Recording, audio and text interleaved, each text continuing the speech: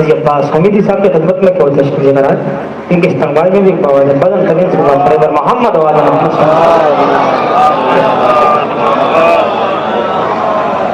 سلام. بسم اللہ الرحمن الرحیم وبہ نستعین وهو خیر ناصر و معین وصلی اللہ علی محمد وآلہ الطاہرین. اما بعد فقد قال اللہ تبارک و تعالی فی کتابہ المجید. بسم اللہ الرحمن الرحیم. ما ننسخ من آیۃ او ننسها نأتی بها بخیر منها اور مثلها. تقریباً میرے ذہن میں آ رہی تھی کہ پروردگار عالم کا ایک اصول ہے کہ ہم کسی آیت کو نسخ نہیں کرتے مگر یہ کہ اس جیسی یا اس سے بہتر آیت آپ کے حوالے کر دیتے ہیں. جو آیتیں خدا کی ہیں وہ اپنی جگہ محکم ہے، اور اگر کوئی آیت اللہ نے نسخ کی ہے تو اس سے بہتر ضرور ملی ہے یا اس جیسی ضرور ملی ہے. آج اگر ایک آیت ہمارے درمیان سے گئی ہے تو اسی کے جز سے دوسری ایک آیت ہمارے سامنے موجود ہے.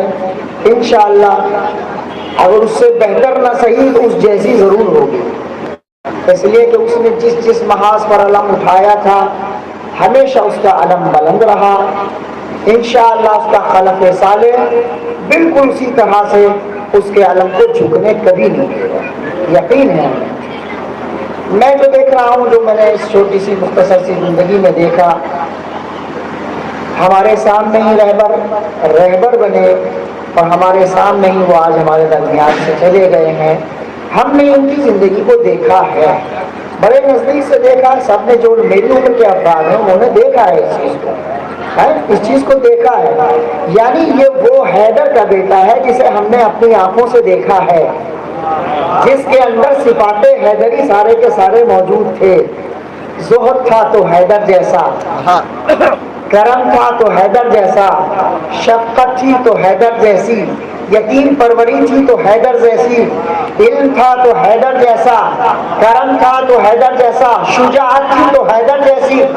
ساری ان صفات کا مجموعہ مولا کائنات کے لیے کہا جاتا ہے. اگرچہ میں ان کے برابر کیا، ان کے خاطر پاک کے برابر بھی نہیں مانتا ہوں ان کو، مگر یہ کہ انہوں نے تعصی کرنے کی کوشش یہ کی. مولا کائنات کو کہتے تھے کہ جامع الازداد سے علی ابن ابی طالب.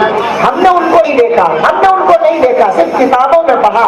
سوچتے تھے کہ وہ کیسے ہوتے ہیں، لیکن ان کے لیے کہتے تھے اگر کوئی انسان شجاع ہے تو سخی نہیں ہو سکتا، سخی ہے تو پھر وہ مرد میدان نہیں ہو سکتا، مرد میدان ہے تو مصلی میں عبادت میں اس سے زیادہ کوئی نہیں ہو سکتا. یہ اس طرح کی مثال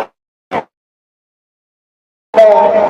وہ شجاع، وہ حملہ بغاوت نہیں کر سکتا ہے، وہ لوگوں کو قتل نہیں کر سکتا ہے، اور جو قتل کرنے کی مہارت رکھتا ہے وہ یتیم پروری نہیں کر سکتا ہے. یہ جامع الازداد چیزیں ہیں.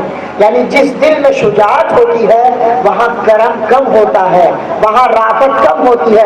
مگر مولا کائنات نے پورے طور پر دکھایا ہے اس چیز کو. وہ شجاع تھے تو خیبر، خندق، یعنی 80 کے قریب جنگیں آپ نے کر کے دکھائی اور اس میں نام دکھایا ہے. لیکن جب یتیموں کی بات آئی تو وہی یتیموں کے سر پہ ہاتھ پھیرتے نظر آئے. وہاں جہاں سخاوت کرنے کی بات آئی، سخاوت. یہ ساری چیزیں رہبر معظم کے اندر پائی جاتی ہیں. آپ کو ایک وقت میں کہا جاتا تھا کہ یہ فقیہ نہیں ہے. جب رہبر بنائے گئے، جو یہ آج ان کے بیٹے کے لیے میں نے دیکھا جو باتیں مگر مرد میدان علم میں جو لکھ دیا سو لکھ دیا.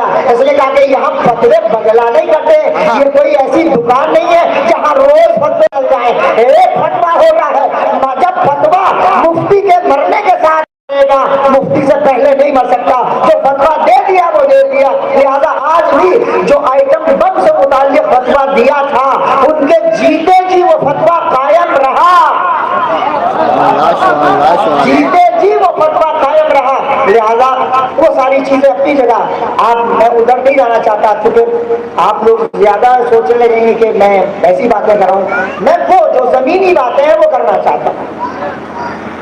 زمینی باتیں یہ ہیں رہبر معظم کو جتنا ہم نے نزدیک سے وہاں یہ دیکھا ہے وہ یہ دیکھا ہے ان کی زبان پر ہندوستان سے محبت زیادہ سے زیادہ تھی.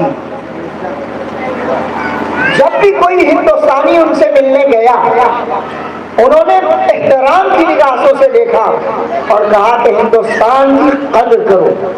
ہندوستان وہ مرکز ہے جہاں سے ایران اور عراق کے کشمکیے علم کو سیراب کیا گیا. احترام کرتے تھے ہمارے صاحب ہمیشہ احترام کرتے تھے. ہندوستان کو کم مت سمجھو. ہندوستان وہ مرکز ہے جہاں سے پوری دنیا کے اندر اسلام کی تبلیغ ہوتی ہے. ایران تو بعد